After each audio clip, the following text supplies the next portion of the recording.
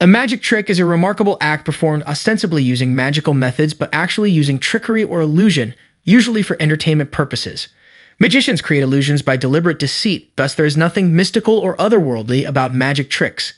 In this type of acting, the performer shows the audience only one reality while concealing actions that only they are aware of. Most people enjoy watching magic shows. The thrill, the wonder, the costumes, and the accessories make these performances highly exciting.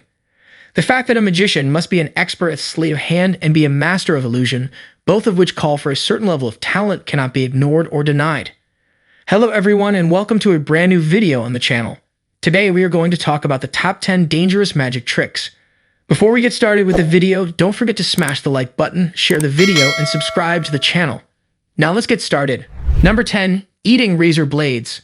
Crazy Magician Eats Razor Blades is a shocking and dangerous feat that has fascinated and horrified audiences for decades. Magicians have been performing this stunt for over a century, using sleight of hand and various methods to make it appear as though they are swallowing razor blades. The danger involved in this trick cannot be overstated. Swallowing razor blades can cause severe injury to the throat, stomach, and intestines.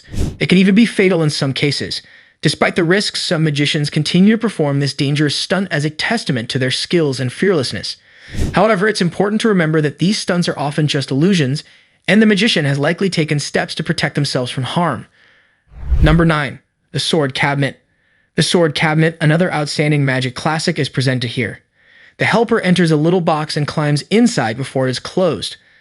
The magician then continues to shove swords from every angle that can be imagined, leaving no visible place to hide. The assistant then shows herself uninjured once the blades are taken away. But surely everything is a trick. There have been numerous variations of this trick throughout history, similar to the sawing-in-half illusion. Depending on who is executing it, the danger can be quite serious in some of these renditions because they only use calculated sword thrusts and a contortionist assistant. Over the years, there have been numerous injuries. Hans Moretti performs this trick in the video up top. Number 8. Throwing of knives from the sidelines. This maneuver appears to be quite risky. But don't worry, no one is in danger. In this trick, the magician ties the helper to a wooden board and moves away from it, most of the time spinning it around. The magician then takes the knives next to him and begins to cast them in the direction of the wooden board without injuring his assistant. He does it with his eyes closed to accentuate the illusion. The magician is not literally tossing knives. Instead, he slips them into a hidden pocket so rapidly that our eyes miss the movement. Simultaneously, another assistant stands behind the board and activates a mechanism that makes it appear as if a knife has struck it. The entire technique is performed with such dexterity, speed, and coordination that we believe actual knives are being hurled. Number 7. The Rubber Band Assistant. In this trick, the assistant is placed in a big box with only her head, hands, and feet visible from the front wall to the audience. The magician approaches her and begins to move the exposed sections of her body, making it appear as if her body is being stretched and distorted. Then he replaces the components of her body to their proper locations, opens the box, and the assistant emerges unscathed. When the magician opens and closes the front and back sides of the box to show and prove to the audience that it is empty, there are two other assistants hiding. Then they enter the box through side doors, each placing a hand and foot in the designated locations, with each assistant having the same manicures and pedicures to give the impression that the parts of the body belong to only one assistant. The magician is able to confuse the audience by moving different portions of his body in this manner. Number 6. Buried Alive. This performance is always performed in an open area, with the magician lying in a coffin and his assistants burying him in the dirt. A few seconds later, the magician successfully escapes this perilous trap. Because of the hazards involved, not every magician performs this trick, but if everything is done right, no one is wounded. The magician enters an underground room with oxygen and lighting through a hidden door in the coffin. The adjacent room and burial ground have been prepared in advance. We are therefore uninformed, enabling us to believe that there is merely the burial plot. The magician must hold his breath within the coffin during the duration of the trick. He enters the side room through a side entrance in the coffin and then exits through the coffin's cover.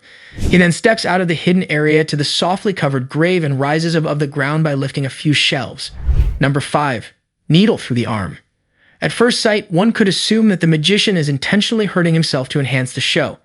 He uses this trick to pierce his arm with a particularly huge needle till he begins to bleed. He moves the needle in all directions as he enters the skin. The reality, though, is much less graphic.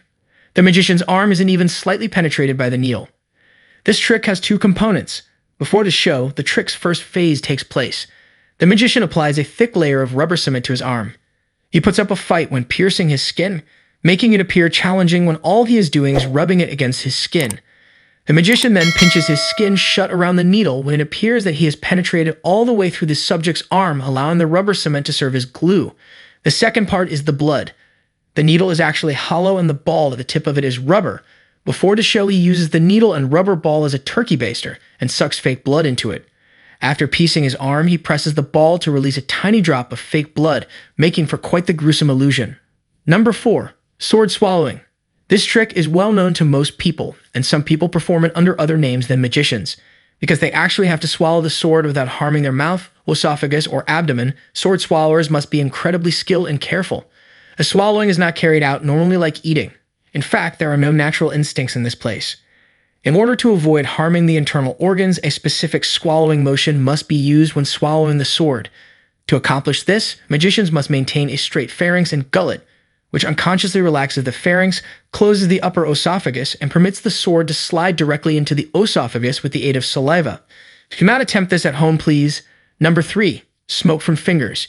Here is a simple home experiment you can try. Your fingers will start to smoke as you rub them together. After the trick, just be sure to wash your hands. When you dip your fingers in white phosphorus, smoke is produced.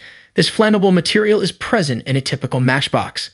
Therefore, use a pair of scissors to cut out the sides of the matchbox striker if you want to try this trick at home.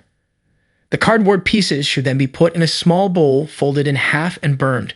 You'll be left with a white phosphorus residue after the strips have burned and everything is cooled. To create smoke, slowly rub your thumb and index finger together after dipping them in the white phosphorus. Number 2. Walking on water. On television and in real life, the illusion of walking on water is quite well known. Criss Angel, a magician, popularized it. In many instances, it appears extremely convincing because the assistants swim directly under or across the magician as they move through the water. It's easier than you may imagine. The magician is actually moving along plexiglass platforms that are submerged in water. Plexiglass is totally transparent and reflects light in a way that is similar to how water does. As a result, it becomes very challenging to see in water when submerged, especially up close. The trick is thoroughly explained in this video. Number 1. Spike. This nasty little thing may not be the most impressive or even the most dangerous, but over the past few years, it has hurt a lot of people.